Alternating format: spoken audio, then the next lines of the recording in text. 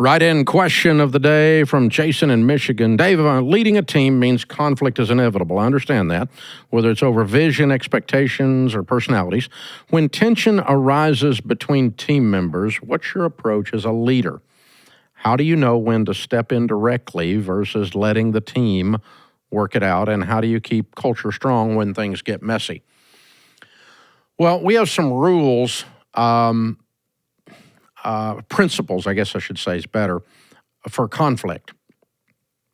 One is conflict and arguments are invited as long as we're arguing about which play to call to get the touchdown to win the Super Bowl. Conflict that is personal, where you're putting someone else down or stealing someone else's dignity, that's another problem.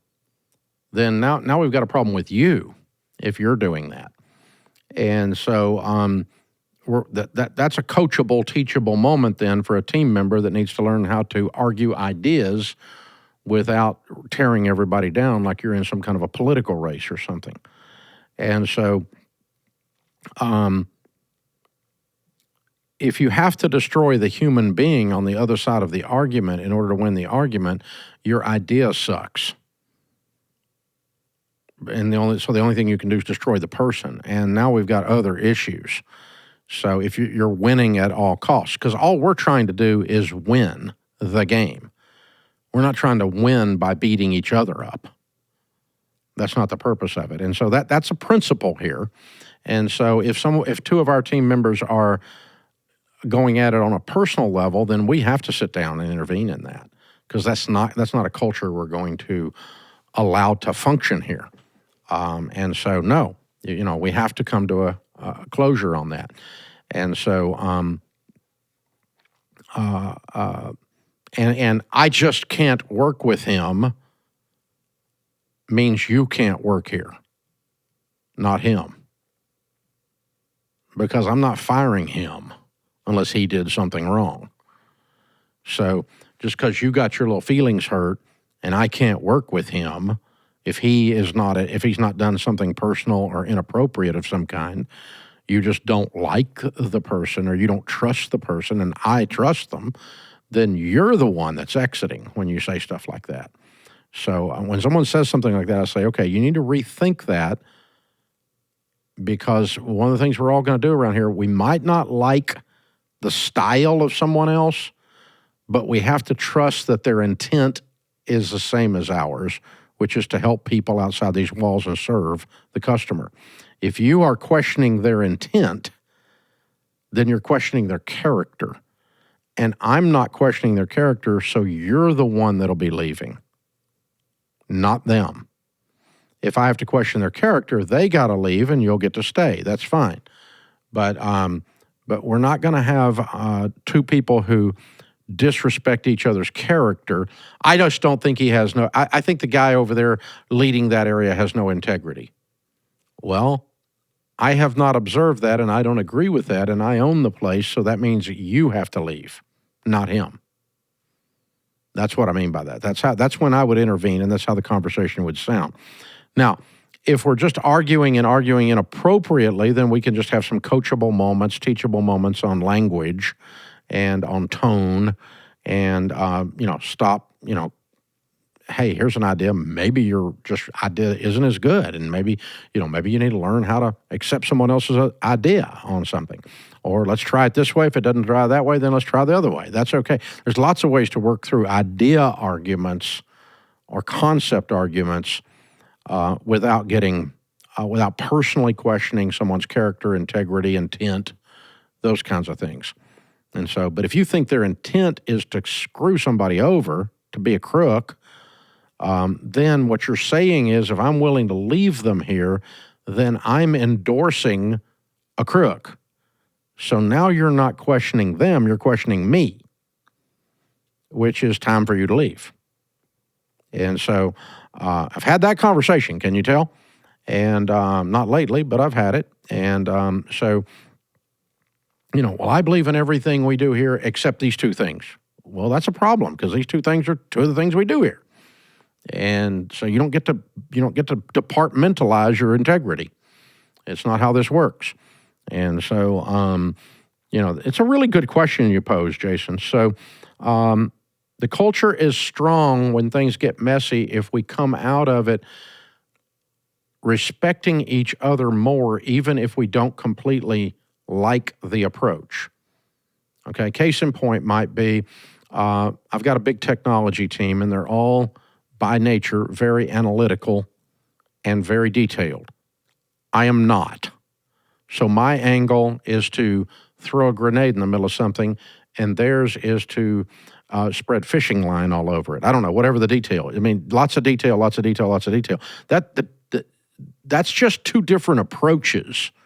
One is not integrity and the other one's lack of integrity. That's not the question. One of them is not a person lacking in character. And one's just a more detailed, methodical approach to a problem, and the other one's a bull in a china shop. And there's a time for a bull in a china shop, and there's a time for a methodical answer. So the only question is, which one is the best approach in this particular situation? And we can argue about that without being personally insulting and without questioning someone's character. So when things get messy that way, that's one that cleans up itself pretty quick, because we still like each other. I still respect those guys that think differently than I think.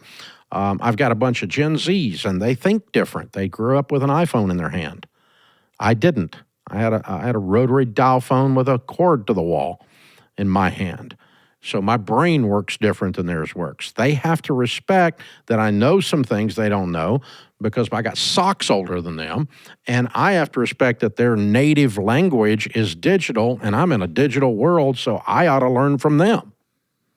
So we can just because we come from two different generations, drastically different views on how products work, how customers receive and hear things, all of that. I can learn a lot from them. They can learn a lot from me, and now we can work together, and we can have a good, healthy arguments about all that without impugning and saying, oh, everyone in Gen Z is an entitled snowflake, because they're not. That would be an inaccurate statement. They have their share, but they don't work here. The ones that work here are missional. They're wonderful. And so anyway, how do you know when to step in directly? When the team members are being personal and they're impugning character, or when they haven't got the emotional maturity to work through the conflict without some assistance.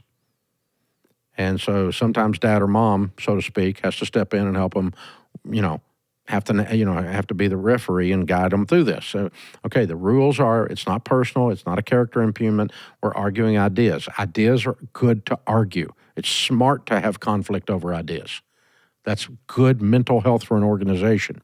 It's not good culture for everyone to question everyone's character at the core. And that's a deal breaker. You cannot stay here if you cannot trust someone in the organization's intent or character. If you've got proof that they have bad character, we may move them along. But if you don't have proof and you just don't like them, then that's on you, because I'm not firing them because you don't like them. That's not how this works. So that means you're making the choice, if you're in that seat, to exit. So, you're going to be more involved than you ever thought you would as a leader in these things if you're going to keep your culture pure and clean. I used to laugh in the early days. I said, I feel like I'm running a dadgum beauty parlor. The dadgum stuff is just drama all the time.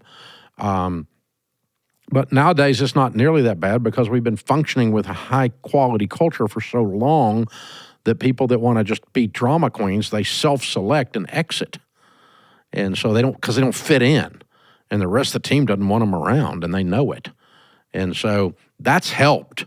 But in the old days, when it was just me trying to sweep the corners out, it was like, golly, I was just trying to get some work done. I'm over here dealing with a bunch of 4-year-olds.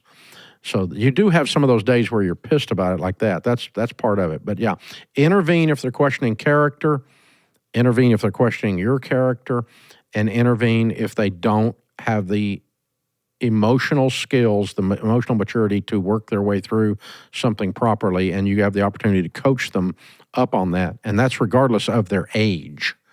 Emotional maturity is not an age. It's ability to play well with others. That's what that comes down to. Man, Jason, that's a great question. Thanks for writing that in. I love that.